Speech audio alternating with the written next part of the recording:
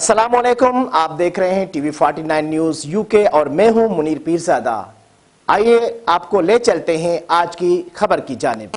دریائے کابل میں غیر قانونی شکار روکنے کے لیے جدید آلات سے لیس اسکواڈ تشکیل۔ ڈپٹی کمشنر نوشہرہ میر رضا اوزگر نے ڈائریکٹر فشریز کے ہمراہ باقاعدہ افتتاح کر دیا۔ محکمہ فشریز ضلع نوشہرہ کی جانب سے دریائے کابل میں مچھلیوں کا غیر قانونی شکار، کرنٹ، ڈائنامائٹ اور بغیر لائسنس شکار پر قابو پانے کے لیے جدید آلات پر مشتمل خصوصی اسکواڈ تشکیل دے دیا۔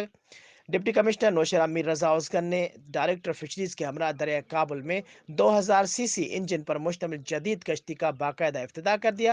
ڈپٹی کمشنر نوشہرہ نے خود دریا میں کشتی چلا کر دریائے کابل کا معائنہ بھی کیا۔